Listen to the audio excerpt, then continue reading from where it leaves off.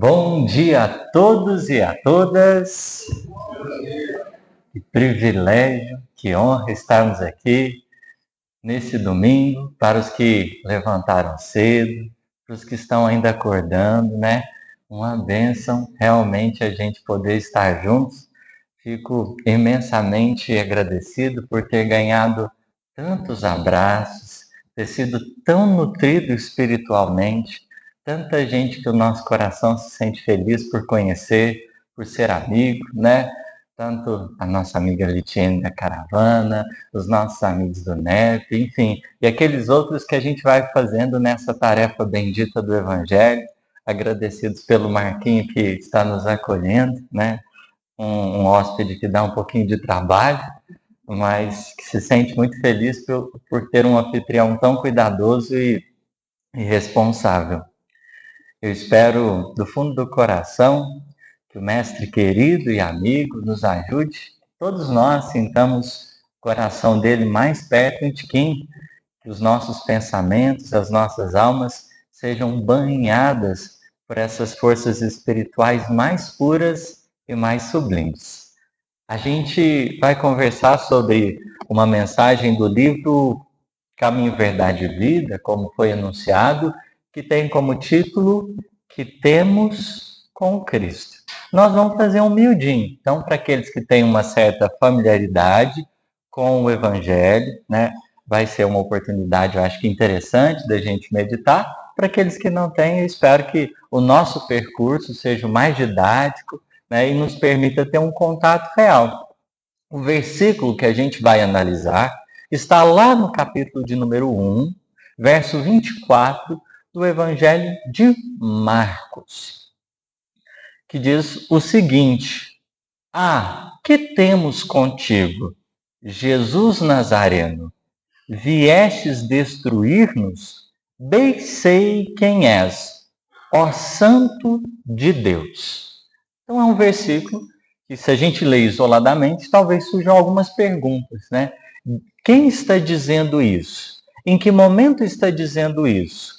Por que está dizendo isso? Né? Algumas dessas questões podem vir à tona. E a gente vai, é claro, né, contextualizar para a gente entender um pouco melhor todos esses aspectos que fazem parte. Mas antes, uma primeira observação. Evangelho de Marcos é um evangelho construído por um sobrinho de Barnabé, que vai ser um dos integrantes do trabalho, tanto da Casa do Caminho, mas principalmente da Igreja de Antioquia, ali no cristianismo primitivo. João Marcos era um jovem. É um jovem que ele tem algumas participações interessantes no Evangelho, na história, melhor dizendo, do cristianismo primitivo, porque inicialmente, né, ele se candidata para estar com Paulo e Barnabé nas viagens apostólicas, mas ele não aguenta o rojão, né? Pesa um pouquinho, o negócio fica mais complicado, porque imagina, hoje, né, a gente quando vai viajar por causa do Evangelho, nós temos avião, a gente tem hotel, a gente tem casa de amigo, né? E naquela época, assim, era só um pouquinho diferente. Viajar de a pé, não tinha desodorante, ar-condicionado, né? Assim, muito menos. Então era uma viagenzinha, assim, bem tranquila. Né? Onde a gente vai dormir? Normalmente é onde tem uma caverna, debaixo de uma árvore mais tranquila, né? Pode passar alguém, pode ter uns animalzinhos diferentes, tranquilo, assim, faz parte do percurso. E o João Marcos acaba não suportando inicialmente a tarefa, né? Ele vai pedir a oportunidade de dispensa, né? Começa no exército e, vamos dizer assim, já pede o reservista logo para ele fazer parte ali daqueles que estariam. Obrigado. Não sei se é para mim, mas eu ficaria feliz se fosse. Gratidão. Eu tenho um médico muito bom chamado Marcos, ele passou um remédio, ajudou, só que foi só chegar na casa dele que eu voltei a tossir de novo.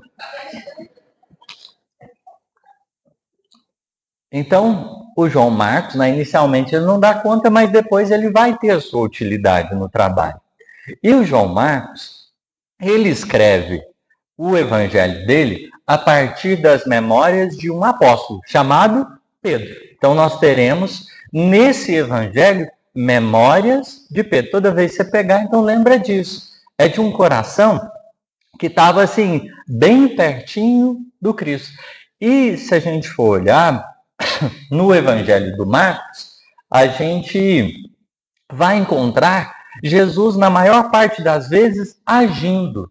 Muita ação, muita ação, muita ação. É um evangelho de poucos discursos. Apesar de Simão, né, Simão Pedro, a palavra Simão significar do hebraico ouvinte, talvez o Simão Pedro tenha escutado mais o que o Cristo fez. As atitudes do mestre tenham impactado mais profundamente o coração dele, porque ia um pouco na contramão daquilo que era esperado. Muita coisa acabou espantando. Então, nós estamos falando de um evangelho que vai marcar profundamente essas atitudes de Jesus. O que ele estava fazendo? Se a gente olha, né, o Mateus e o Lucas, por exemplo, eles vão começar com o nascimento do Cristo.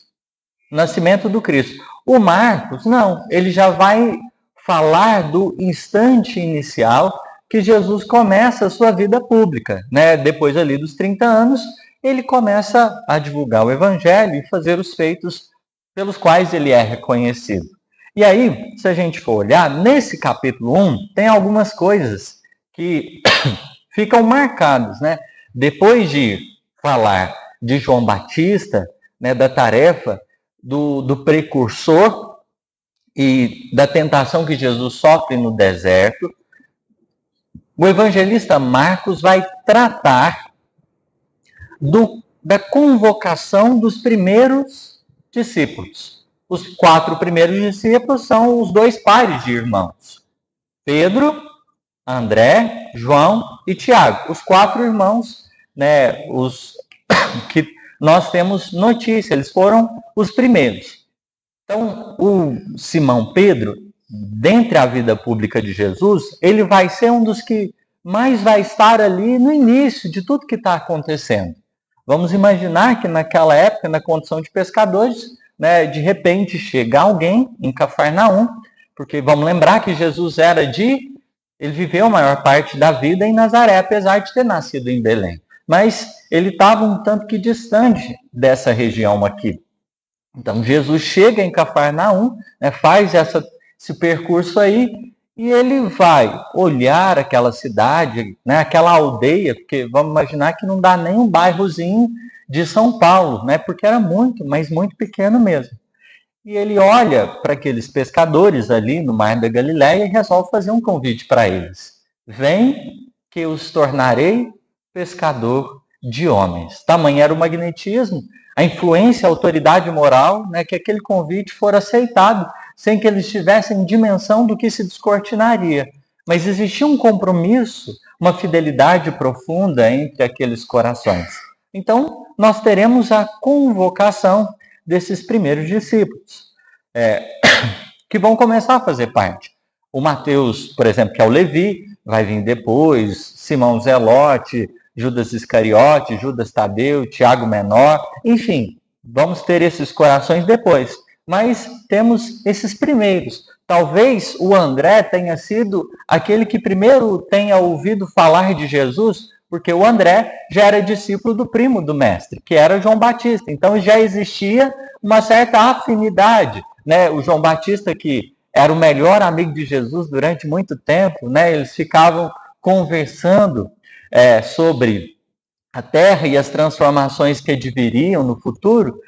Possivelmente o João Batista já tinha informado para os discípulos dele, que ficavam ali no deserto, também às margens do Jordão, já tinha trago alguma coisa de Jesus, dado um spoilerzinho e tal, a respeito daquilo que viria logo em seguida. Então, quando Jesus chama, não é de todo desconhecido ele, por causa justamente dessa aproximação com João Batista, com o precursor. O André, né, tinha já esse conhecimento, e possivelmente o André já tinha falado para o irmão Simão Pedro a respeito do Cristo. Mas por que a gente está ressaltando isso? Porque depois dessa convocação, nós teremos a contextualização da nossa passagem. Né? Eles são como que convidados, convocados naquele momento, e vai ter um primeiro ato. Então, o primeiro ato como que público de Jesus diante de todos, no Evangelho de Marcos, vai se dar na entrada de Jesus numa sinagoga. Eu vou ler aqui, né, a passagem para a gente não perder nenhum detalhe, mas a gente vai fazer uma aproximação com os tempos presentes só para a gente se localizar. Mas vamos lá, capítulo 1, versículos de 21 a 28. Vamos para o texto. Entraram em Cafarnaum e, após entrar na sinagoga, logo no sábado, ensinava. Maravilharam-se do seu ensino, pois estava ensinando a eles como quem tem autoridade, e não como os escribas. E logo estava na sinagoga deles um homem com um espírito impuro, e ele gritou dizendo: O que queres de nós, Jesus Nazareno? Viestes destruir-nos? Sei quem tu és, ó Santo de Deus. Então, para aqueles que prestaram atenção no nosso versículo, já identificaram ele aqui. Jesus o repreendeu dizendo: Cala-te e sai dele. O espírito imundo, impuro, convulsionando e bradando em alta voz, saiu dele. E todos ficaram assombrados, de sorte que debatiam entre si, dizendo: Que é isto? Um novo ensino? Com autoridade, ordena aos espíritos impuros e eles o obedecem. A sua fama logo espalhou-se em todo lugar, por toda a circunvizinhança da Galileia. Então, essa é a nossa passagem, que a gente vai se debruçar a respeito dela. Né? Depois disso, vai vir mais atitudes. Né? Talvez os discípulos, naquele momento, ficassem surpreendidos com o que estava acontecendo. Todo mundo assim, meu Deus, quem é esse homem? Porque Jesus tinha acabado de chegar. Ninguém entendia efetivamente ainda do que ele era capaz. Então ele participa, né, de uma reunião na sinagoga e tem ali uma pessoa obsediada e ele intervém. Então todo mundo fica assim muito assustado. Mas a prova do amor do mestre é que depois disso eles vão para a casa do Simão Pedro e tem a cura de quem? O Simão ama essa parte, né? Jesus, para testemunhar muito o amor dele, cura lá a sogra, né? Porque a convivência precisa ser restabelecida, os testemunhos precisam ser levados a efeito a começar de casa. Então, né, é a primeira vez, inclusive, que Jesus vai dormir, né? Ele tinha procurado já no Airbnb daquela época, Simão Pedro, né, liberou ali o quartinho na casa dele, e é a primeira vez que Jesus vai dormir na casa do Simão Pedro. Jesus levanta de manhã cedinho, de madrugada, né? O Pedro talvez vai olhar no quarto onde Jesus dormiu, não tinha ninguém, né? E sai desesperado, aonde que estava o hóspede dele, né? Talvez ia dar umas 3 estrelas depois lá no Airbnb, enfim. E aí ele encontra Jesus desde aquele primeiro momento orando, né? Jesus acordava para a gente que, né, teve que fazer o sacrifício de acordar às vezes às 8, às 9, né? Talvez Jesus acordasse às 5, né? Com muita alegria, já ia para o monte, já ia orar. Aí o Simão, né, chega lá nele e fala: ó, Senhor, todos te buscam, o que você está fazendo aqui, né? Vamos trabalhar, porque está todo mundo querendo te escutar. Porque a cura da sogra dele deu todo mundo postou no story, um bafafá assim, uma coisa de outro mundo, né? Deu uma popularizada boa na fama dele. Tava todo mundo repostando, perguntando aonde que é o point, né? Onde que eles vão se encontrar. Enfim, uma coisa assim maravilhosa. O Evangelho, nos seus primeiros momentos, vai falar de esperanças daqueles que vão pensar, se tinha uns problemas guardados na gaveta, todo mundo estava tirando, falando assim, é agora que a gente resolve. Né? Enfermidade, problema financeiro, enfim. Todo mundo queria entender um pouco mais daquele coração que estaria se fazendo presente ali. Então, esse primeiro capítulo é de ação, ação, ação. todo mundo desejando estar em torno da presença do Mestre. Mas vamos focar na nossa passagem, que é intitulada A Cura do Endaimoniado, né? Na tradução do Haroldo Dutra Dias, ao invés de endemoniado, a gente vai ter endaimoniado, porque a palavra espírito, né, ela vem do grego, inteligência, melhor dizendo, vem do grego, essa inteligência que é indistinta, pode ser boa ou ruim, significa daimon. Então, endaimoniado quer dizer, é alguém que estava sob influência de uma inteligência, né, ali extracorpórea, no caso. Mas se a gente, né, faz uma aproximação dos dias atuais, Jesus estava participando, isso daqui era num sábado, né? Só que o sábado, para eles, é tipo o nosso domingo, porque é o dia do Senhor, não, o dia do descanso. Então a gente não faz nada, normalmente tem uma rotina assim, bem mais tranquila, bem mais em paz, né? A não ser quem é dono de casa e trabalha a semana toda, talvez o domingo não seja o dia de descansar. Mas enfim, né? Então era um sábado, né, que todo mundo deveria devotar-se a Deus. Tinha uma reunião, né? Jesus vai marcar a presença, a palestra era dele, porque a primeira coisa que vai acontecer na sinagoga, que é uma casa espírita.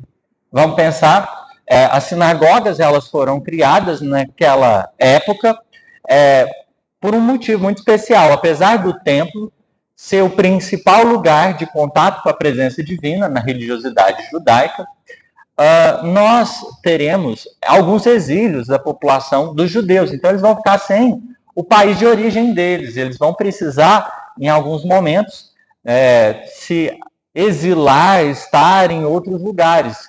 Como eles estariam distantes do templo, foram criados as sinagogas, que eram uma espécie de locais de oração, de convivência, para que esses judeus exilados, onde quer que eles estivessem, eles pudessem estar reunidos, né? E a gente tem Cafarnaum, que é na região da Galileia, não está em Jerusalém, não está na Judéia, é bem distante, mas é um point, né? Um ponto de encontro ali para aquela galera, para o pessoal que desejava cultivar a religiosidade, né? Tinha leitura de texto, tinha palestra, né?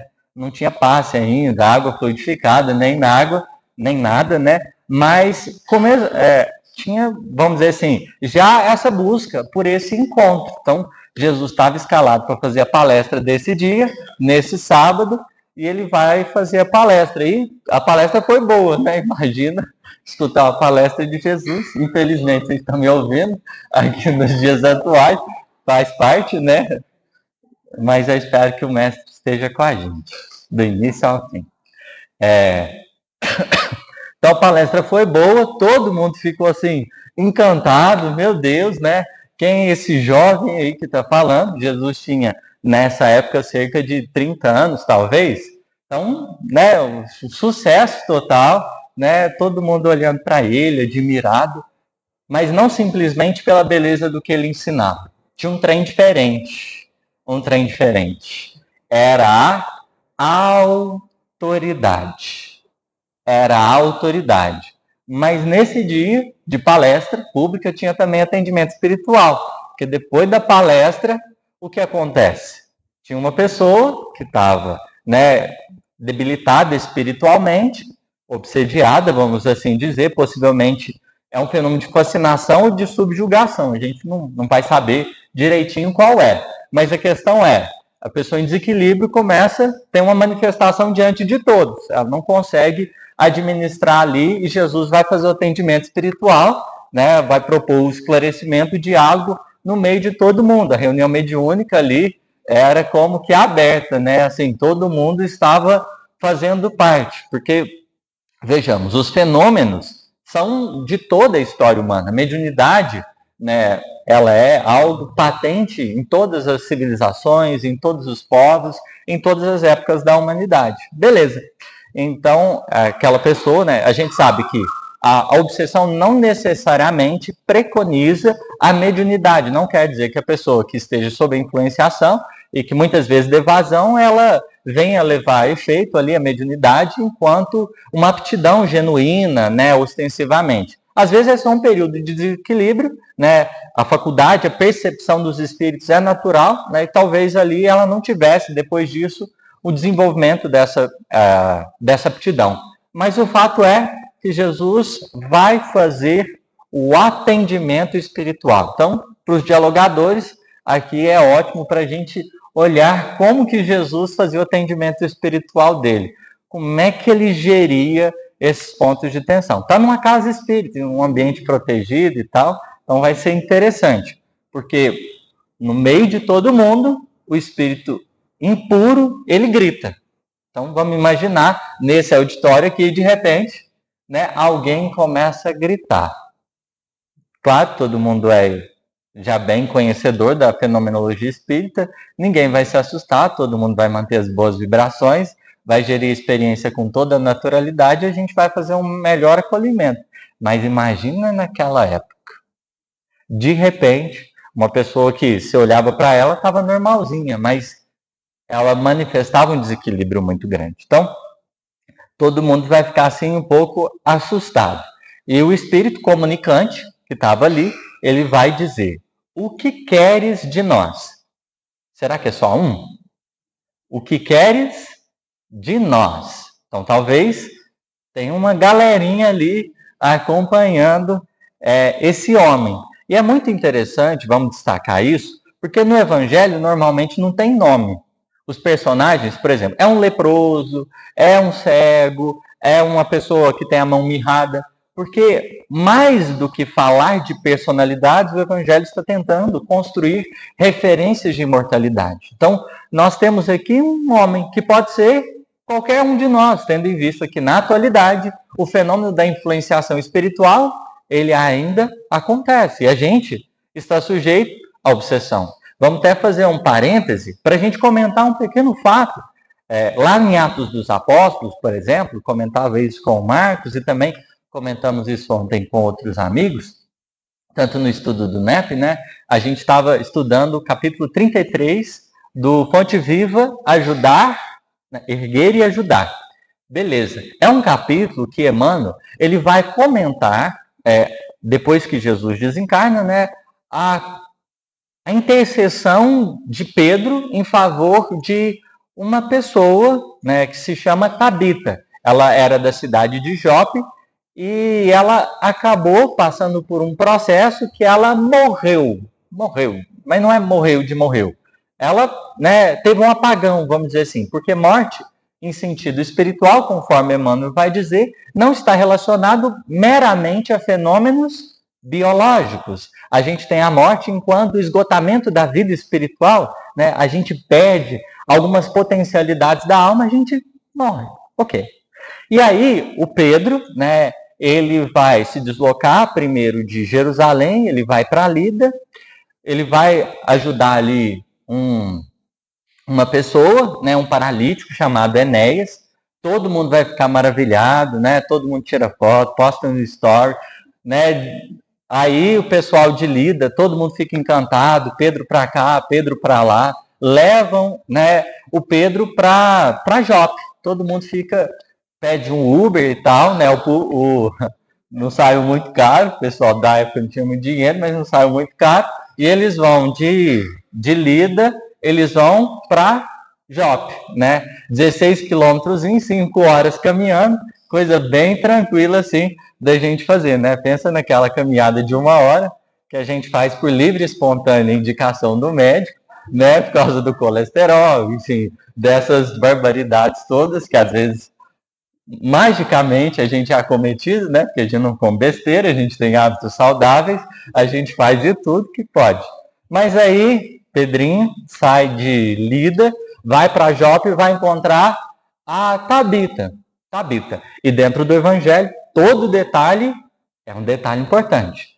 Tabita significa garça ou gazela, né? Existe dentro do Antigo Testamento, na parte dos Salmos, capítulo 42, uma referência interessante à garça, que diz: como a garça, a corça, anseia por ti, eu te busco, ó Senhor. Anseia por água, melhor dizendo. Perdão, deixa eu reconfigurar. Vamos lá. Como a corça anseia por água, eu anseio por ti, ó Deus. Então, pronto, ficou melhorzinho, mais bonitinho agora. E aí, quando a gente vai pensar, poxa, por que a corça precisa de água? Ela libera um odorzinho, até um fedor, né, e tal, que chama predadores. Se a gente pensar em sentido espiritual, isso é maravilhoso. É o que a gente vai fazer aqui dentro desse parêntese para a gente voltar para o Marcos capítulo 1, porque a gente não esqueceu, né, do nosso tempo. Mas vamos lá. Então, ela, com o fedor dela, ela chama os predadores. Qual que é o jeito que ela tem de se proteger? Ela tem que ir para a água, e quando ela está na água, os predadores não vão chegar. Ela fica com o biquinho de fora, e aí espera um tempo, os predadores vão embora, e ela consegue se proteger por causa da água. Então não é questão simplesmente de sede, é uma questão de sobrevivência, porque ela está sujeita aos ataques. Tabita significa corça, gazela. Então, o que o evangelista, no caso Lucas, em Atos dos Apóstolos, pode estar sugerindo? A Tabita era uma trabalhadora do bem, mas mesmo quando a gente está no trabalho do bem, a gente está sujeito à obsessão. A gente está sujeito a adoecimentos espirituais, psíquicos. Então ela era uma alma que, por mais que trabalhasse no bem, ela acabou não conseguindo lidar com os ataques espirituais, porque a gente se torna um pouco mais visado. E a gente acaba, muitas vezes, podendo ficar preso em determinadas armadilhas espirituais. Quem está para ajudar e para cuidar precisa estar um pouco mais conectado. Precisa estar. Então é bonito da gente ver, porque Pedro, que estava em alta performance, né? E é legal sempre que a gente for estudar o Evangelho, tem horas que esse personagem vai ser chamado de Simão, tem horas que esse personagem vai ser chamado de Simão, filho de Jonas, tem horas que esse personagem vai ser chamado de Simão Pedro, e tem horas que ele vai ser chamado de Pedro. São versões que a gente tem dele, né? Começa com o Windows XP, depois vai para um Windows 7, né? Um Windows 9, não, 9 não tem, né? Eu acho que não tem. O 10, vão 10 e o Windows 11 aí com as suas atualizações. Então, toda vez que tiver no Evangelho Pedro, é porque é o Pedro 2.0, né? É a versão assim mais upada dele. É uma coisa de outro mundo fantástica, porque ele está voando baixo, né? É uma Ferrari bem potente. Começa com um Fusquinha, né? E vai evoluindo aí as suas gradações. Depois um Peugeot, né? Um Onix e por fim uma Ferrari. Então, nesse momento, o Pedro, que estava ali operando em favor da Tabita, que estava passando possivelmente por um adoecimento espiritual, né?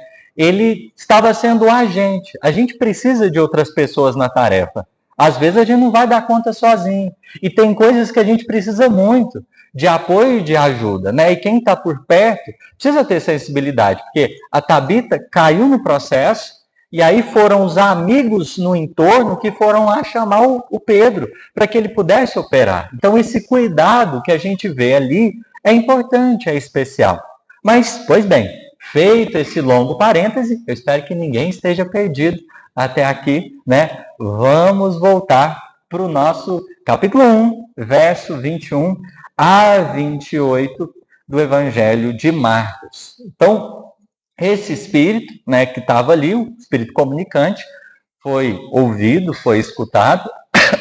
E é interessante porque lá no livro dos médiuns, no capítulo Evocação, Kardec vai falar sobre, né, o atendimento, inclusive, aos espíritos, talvez em condições não tão boas, né? A gente precisa aprender a conversar com eles na medida que eles se manifestam, porque é diferente você comunicar com o espírito que vem para colaborar, com o espírito que vem para prejudicar, com o espírito que está em condições não tão boas, nesse espectro todo de ação.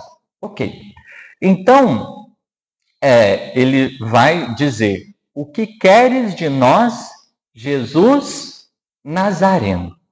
Vieste-nos destruir-nos?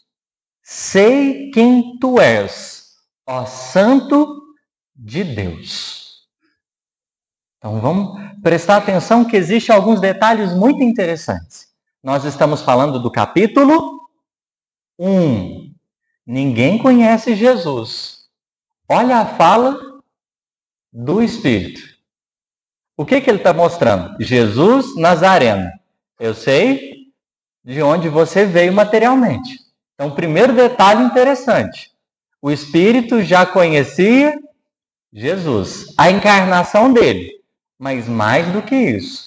Porque primeiro ele diz, o que queres de nós, Jesus Nazareno? Ou seja, eu sei seu nome, eu sei suas credenciais. Porque as pessoas naquela época, elas eram lembradas ou pelo nome do pai ou pelo nome da cidade onde ela tinha nascido ou sido criada. Então, ele está dizendo assim, eu sei suas credenciais, de onde você veio. Mas no finalzinho ele diz, sei quem tu és, ó Santo de Deus. Aí é que o negócio pega. Porque essa referência, ó Santo de Deus, ela vai falar de uma dimensão da grandeza espiritual do Cristo. Então, primeiro ele identificou a personalidade humana, mas ele disse também, eu sei quem você é fora da matéria. Isso é interessante, porque é o capítulo 1. Se a gente pega Mateus, bem lá para frente, Cesareia de Filipe, uma reunião de campo que Jesus faz, ele manda o pessoal fazer umas pesquisas, manda todo mundo pranchetinha na mão e tal, né? O pessoal sai para fazer a pesquisa. Qual que era as perguntas? Vocês vão perguntar como eu estou sendo conhecido. Quem as pessoas pensam que eu sou? Faz a pesquisa. Então, manda todo mundo pranchetinha do IBGE, o crachazinho do IBGE, tal ali, né? Ia fazer pesquisa séria e tudo mais, coleta de dados, porque Cesareia de Filipe, né? Estava ali próximo a Decápolis, que era uma região que já ia um pouco além das fronteiras do judaísmo. Então, começava a entrar em contato com os gentios. Ele queria entender mais ou menos como é que ele tinha sido conhecido entre os judeus e para além dos judeus, os gentios. Então, ele vai fazer a pesquisa de campo, todo mundo pranchetinho e tal, chegam com o resultado, né? Fez a apuração lá, bonitinho, né? E eles dizem, olha, mestre, tem uns que acham que você é Jeremias. Então, olha a ideia da reencarnação, é interessante, né? Porque Jeremias já tinha desencarnado, descorporificado, se tinha um bom tempo. Tem uns que acham que você é João Batista, né? Teve um erro de estética aí, né? Às vezes Jesus e João Batista era bem parecido, a barba, não sei, enfim, né? Os dois eram contemporâneos, não tinha jeito de um ser o outro. Então, tem uns que erram quem que estava fazendo as coisas. Tem uns que acham que você é Elias e tem outros que acham que você era um dos profetas. O curioso aqui, se a gente for olhar nessa passagem, nessa pesquisa de campo feita, né, homologada, tudo certinho, respeito aos procedimentos científicos, é que poderia, nesse momento, gerar um certo desconforto. Vou explicar. Mas vamos pensar. Tudo bem. Então, deram os palpites, estava tudo anotado. Jesus foi fazer agora uma pesquisa de campo com eles, né? Tudo bonitinho, seguindo os processos naturais. E vocês? Quem que vocês acham que eu sou? Aí todo mundo olha um para o outro. Isso, Jesus já tinha mais ou menos uns 2 anos de tarefa pública. Eles já tinham gente que não enxergava, tinha voltado a ver. Gente que não escutava, voltado a escutar. Gente que não andava, voltado a andar. Imagina só, fenômeno com Jesus era um trem de doido, assim, absurdo mesmo. Né? Eles iam tomar café, de repente, né, um fenômeno de materialização, umas coisas bem diferentes assim, acontecia. Na verdade, os potenciais anímicos de Jesus, né? Que ele era o médium de Deus, eram muito evidentes, mas fenômenos muito notórios mesmo. E aí, quando Jesus faz essa pergunta, talvez eles olhassem um para o outro e falasse assim: e agora? E a nossa resposta? E a nossa resposta? Ninguém teve uma resposta boa. Só que aí veio inspiração divina, naquele momento, um fenômeno vai acontecer. O Pedro abre a boca e diz: tu és o Cristo, Filho de Deus vivo. Jesus olha para ele e diz: Simão, filho de Bar-Jonas, não foste o sangue nem a carne que tu revelastes, mas o Espírito, meu Pai. Então veja, o que Jesus está considerando? Não foi você que percebeu isso. Se não fosse inspiração divina, não tinha dado certo. Mas por que poderia gerar um desconforto aqui? Pensa o seguinte, estamos em época de Natal. O governador espiritual da Terra prepare muito bem para encarnar. Pelo menos 800 anos antes já tinha profecia da vinda dele. Estava todo mundo esperando quem? O Messias. Quem que é? O Santo de Deus. Todo mundo já estava esperando. Jesus, em 2 anos, andando por um monte de lugar, gente, imagina, passagem aérea comprada, indo, né, todo final de semana, viagem, aquela coisa maravilhosa, cada, né, mês era numa região, palestra, tudo que vocês imaginar tinha, né, água fluidificada, passe, enfim, Jesus era um centro espírita ambulante, assim, né, onde ia, oferecia tudo, entregava tudo que ele podia para as pessoas. E aí, em 2 anos de tarefa, mais de 800 anos de espera, você faz uma pesquisa de campo e o pessoal que viu tudo que estava acontecendo chega e diz que você é simplesmente um profeta, é como se fosse um médium, simplesmente um médium qualquer. Então, poderia gerar nesse momento uma crise de identidade. Jesus, né? Pelo amor de Deus, para que eu desci aqui? Pessoal, nossa, 2 anos de tarefa, nem os discípulos que caminhavam comigo. Mas capítulo 1 de Marcos, quem que reconheceu a autoridade moral do Cristo? Assim, é para chorar, né? Um obsessor, gente. Ninguém entendeu nada da missão dele, mas na primeira vez um obsessor entende. Absurdo isso daqui. É para a gente ter até um pouquinho de vergonha, né? A dificuldade. Mas porque, e aí o Isaías é bonito nisso, porque ele fala assim, nele não havia beleza alguma. Isso é maravilhoso. Porque o que o Isaías está considerando? Se você olhasse para Jesus, não teria nada que te levaria a considerá-lo especial ou diferente. O que distinguia o Cristo não era nenhum elemento externo. Nada. Enquanto mestre não tinha nada. Não existia beleza alguma nele. Mas é claro, era preciso enxergar por outras lentes. Era preciso ver com outros olhos. E os obsessores, os espíritos não tão bons, eles já tinham entendido com quem eles estavam lidando. E se a gente for olhar toda a comunicação dessas reuniões mediúnicas abertas que Jesus participa, todos os espíritos que vão lidar com Cristo tinham dimensão de quem ele era. Por isso que a primeira coisa é, deixa a gente quieto.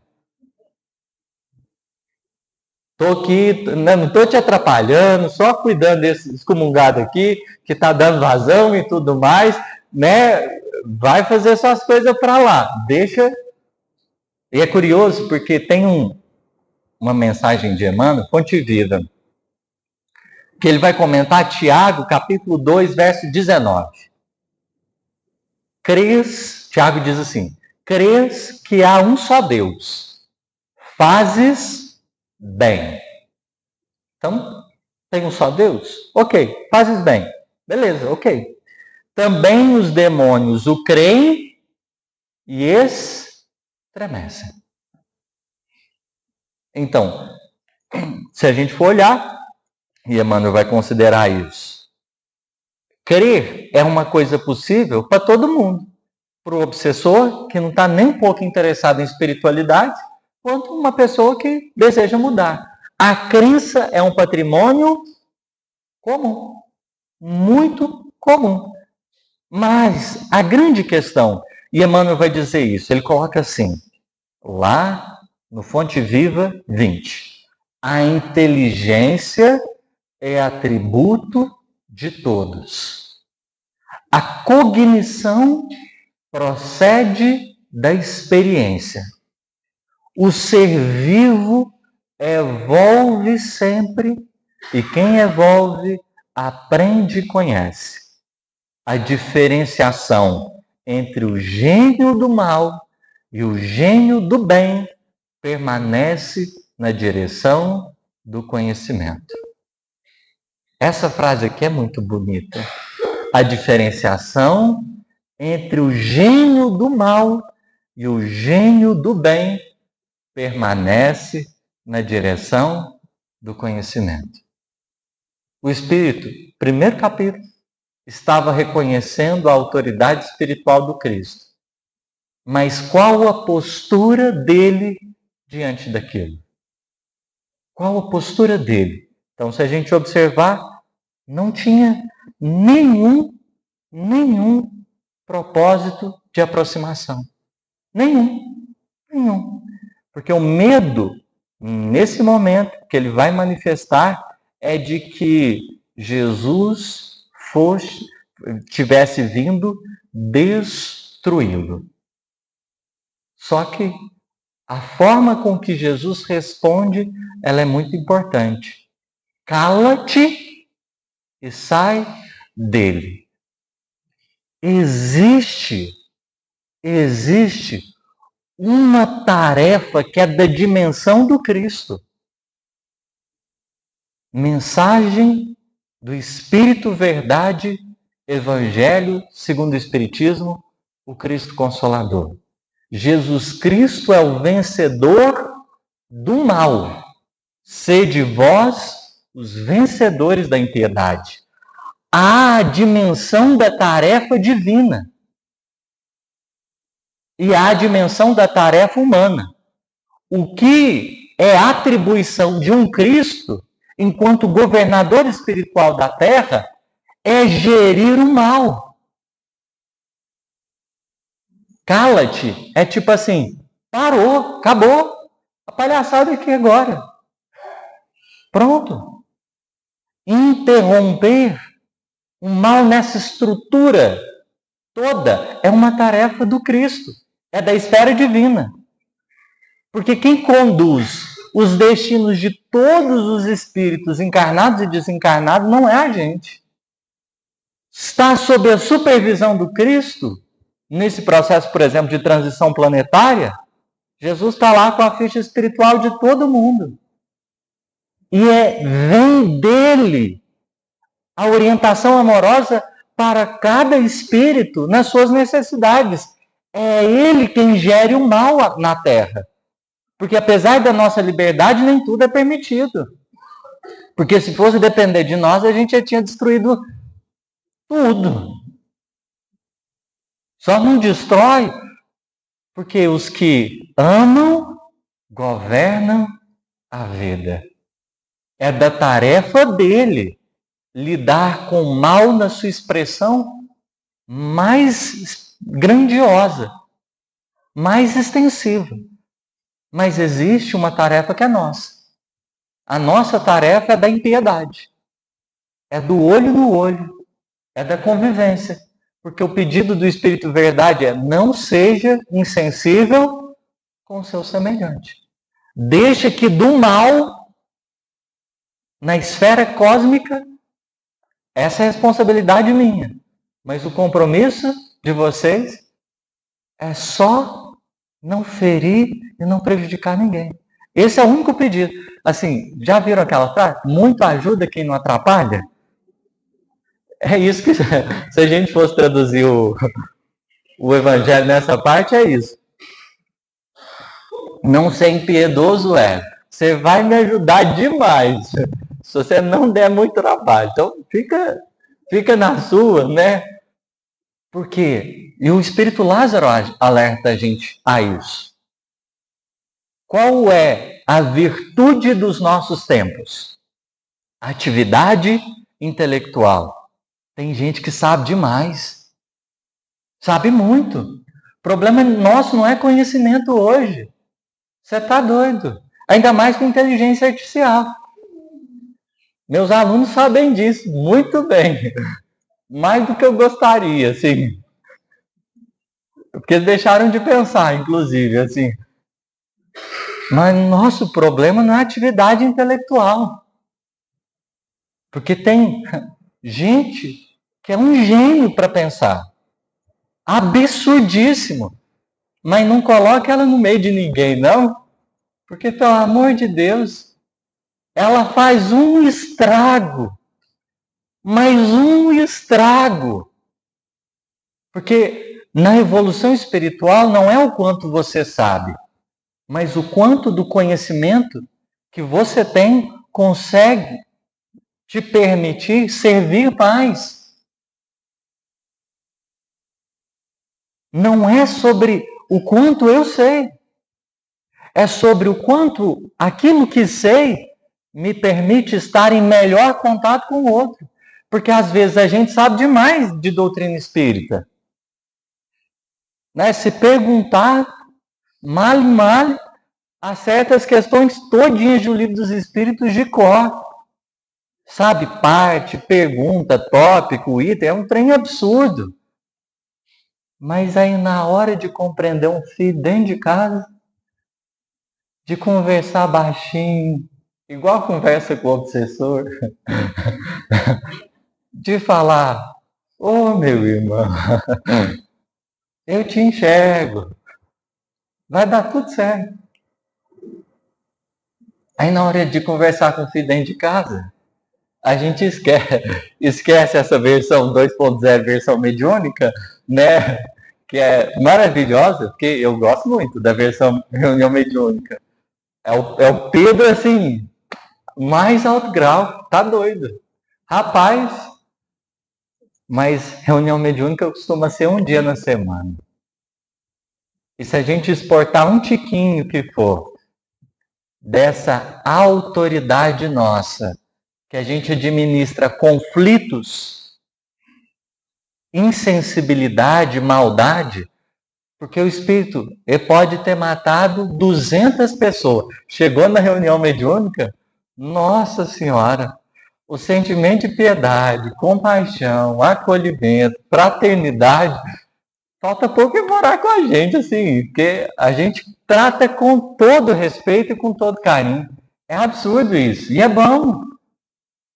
Mas na hora que o filho, ou a filha em casa, dá um trabalhinho, rapaz, é muito pouco evangélico, às vezes os comportamentos, né, se fossem filmados para passar na reunião mediúnica, sobretudo para os espíritos assistirem, eu acho que a gente ia falar, não, hoje eu vou ficar só na cadeirinha ali mais afastado, tô sentindo que não é para mim hoje, não. Porque às vezes é o detalhe que a gente acaba não conseguindo administrar. A nossa tarefa não é de transformar ninguém. Essa, ao Cristo cabe conduzir as vidas todas. A nossa tarefa, porque Jesus não chegou para o Espírito e falou, olha, você está com medo de ser destruído? Pois é. Quais são suas últimas palavras? Não foi isso. Não foi isso. Só falou, cala, sai daí, rapaz. Caça seu rumo, né? Te encontra, amigo. Não foi destruir ele. Porque se nós bem observarmos, Jesus também é responsável por ele. Como é que vai destruir? Das ovelhas que o Pai me confiou, não tem nenhuma que vai se perder. Então, por mais ruim que seja, né? Um Fusca empaca sempre, ferve o motor, é um trem absurdo, só mecânico, né? Não anda meio quilômetro sozinho. Ainda assim, ao cuidado amoroso do Cristo. E é isso que, de certa forma, Emmanuel vai resgatar para a gente, porque ele diz assim, grande erro, e aí estamos indo para a mensagem, que temos com Cristo. Já estamos acabando, viu, gente? A paciência de vocês, eu sei que já upou um pouquinho, ganhou um XP aí, né? A misericórdia, eu fico muito feliz e agradecido por terem me suportado até aqui, mas estamos terminando. Emmanuel diz, grande erro supor que o divino mestre houvesse terminado o serviço ativo no Calvário. Jesus é antes e é depois. Não acabou o trabalho. Não acabou. A aposentadoria dele foi adiada, né? O INSS espiritual não aceitou o pedido de encostamento dele, né? Para ele tirar umas férias, não. Porque tem, pelo menos, né, se a gente for contar, 8 bilhões encarnados, se tiver um mentor e um obsessor, né, se fazer uma média, pelo menos 24 bilhões de espíritos estão vinculados à ordem. Então, a aposentadoria dele não está confirmada, né? A Previdência Social Divina adiou aí o processo. Jesus continua caminhando. Jesus continua caminhando. Em todas as direções do mundo, seu Evangelho Redentor vai triunfando palmo a palmo, no terreno dos corações. É muito linda essa frase. Jesus continua caminhando em todas as direções do mundo. Isso quer dizer, dentro da sua casa, é um campo de trabalho para ele. Na convivência com a esposa, com o esposo, no relacionamento com os familiares difíceis, com aqueles que a gente gostaria de não ter conhecido, noutras e nessas encarnações. É campo de trabalho. No ambiente profissional, que a gente tem uns funcionários que a gente ama, um patrão que a gente adora, principalmente se demitisse assim, por livre e espontânea vontade, ou uns clientes que a gente fica assim super feliz de nunca tê-los conhecido, apesar deles poderem ser importantes. Continua atuando na vida social, nos restaurantes que a gente vai, nos supermercados que a gente entra, no centro, nos trânsitos que a gente faz parte, sobretudo aqueles trânsitos de espíritos evangelizados, como de São Paulo, que a gente tem as pessoas que entenderam muito bem que é não resistir ao mal, que quando o outro precisa entrar, fala assim, irmão, Deus te abençoa, é isso mesmo, vai, segue firme, né, que você tem um dia excelente, é sempre dessa natureza os comentários. Ele permanece nos parques, permanece nos ambientes políticos, da administração pública, em todos os lugares. Jesus continua caminhando em todas as direções do mundo. Em todas. Porque para ele não tem diferença. O nosso lar precisa estar restaurado. As nossas relações precisam estar restauradas. Porque o problema de a gente não estar no mundo celeste é porque a gente está aqui. Porque se fizesse uma substituição de pessoas, pronto. Estaríamos fácil no mundo celeste. O grande problema de Jesus é a gente. Amorosamente falando, é claro que eu sei que todo mundo aqui, né, tem muita coisa boa, mas a gente tem uns trenzinhos também, rapaz, que trabalheira. Não precisava. Mas continuar o trabalho de restaurar tudo. A missão do Cristo não é destruir, é de reconstruir. E ele vai fazendo isso pouco a pouco, palmo a palmo. Palmo a palmo. É como a dizer, não tem violência não tem pressa, não tem exigência. O que nos faz remeter a uma mensagem de Emmanuel, que está no prefácio do Ave Cristo, que ele vai dizer assim, para a gente finalizar, efetivamente, essa nossa manhã.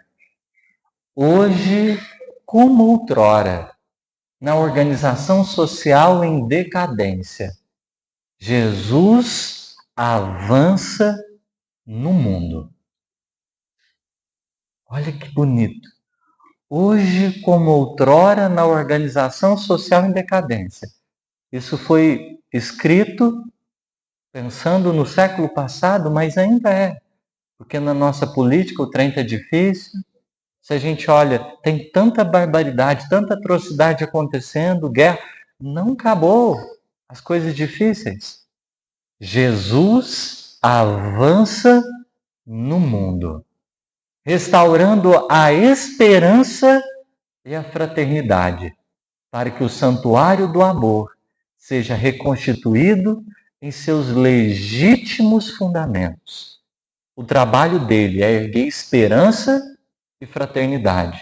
Então você pode ter certeza, toda vez que ele te visitar, é sempre para te lembrar, na maior parte das vezes, vamos reconciliar? Vamos lembrar da tolerância? Vamos revisar a compreensão? Não vai ter violência, não vai ter nada. Ele só vai olhar para esses contextos de lutas e dizer assim, eu estou vendo, está difícil o relacionamento, está difícil o trabalho, mas o nosso compromisso agora não é de ferir, de machucar, de prejudicar. Já chega. Não adianta. Não é o tom da voz, não é as palavras, mas é a capacidade de compreender. Então, essa é a expressão mais importante que representa a piedade, capacidade de compreensão. Tudo tem seu tempo. Não precisa violência. Não é na força do grito. A missão do Cristo é a esperança. Recomeça. Tenta de novo. Porque nunca vai existir um instante que o Cristo chega e fala assim, não tem mais jeito. A gente é danado para errar. E ele é extraordinário para amar. É constrangedor. Porque você coloca tudo a perder, ele te olha e fala assim, vamos recomeçar? Aconteceu. A esperança. Não tem, você caiu, não tem disso. Ele simplesmente vai te olhar, vai falar assim, vamos reconstruir. Tem jeito. Esse é o nosso papel. Esperança e fraternidade. Porque diante daqueles que a vida nos trouxe, nós seremos chamados a pensar no conselho que ele deu a Simão Pedro. Quando tu te converteres, Simão, confirma os teus irmãos. Se o evangelho ou o espiritismo é importante para você, mostra o quão o espiritismo é importante para aqueles que estão com você. Porque isso é o mais importante. Esse é o nosso compromisso real. De revelá-lo nas nossas relações. Por isso a lição é de partir do pão, é de oferecer o vinho na mesa. Porque o evangelho é para, num pé de igualdade, a gente compartilhar lado a lado. E assim restituir o amor nos seus mais profundos fundamentos. Isso é fantástico. Porque vai chegar o dia que a gente vai sair de casa, o vizinho vai olhar para a gente e a gente vai estar no modo reunião mediúnica. Não vai estar com pressa, não vai falar, eu tenho que ir embora já. A gente vai olhar para o outro. E a expressão irmão, ela vai ter um peso absurdo. Porque a gente vai se sentir parte e junto. Entendendo que estamos todos debaixo do teto divino. O nosso teto, que é esse céu maravilhoso, às vezes cheio de poluição, é claro, tem uns trenzinhos difíceis nele, principalmente em São Paulo. Mas esse teto, porque vai ser especial a gente entender a linguagem da presença. Estar junto. Emmanuel diz, por mais se desenfreie a tormenta, Cristo pacifica. Por mais negreje a sombra, o Cristo ilumina. Por mais se desmande a força, o Cristo reina. Que temos com Cristo, senão a necessidade de reafirmarmos esse compromisso, de revisarmos ainda uma vez como temos nos apresentado diante dele. Muito, muito obrigado pela paciência e a misericórdia de vocês em estarem nesse domingo para a gente falar do Evangelho.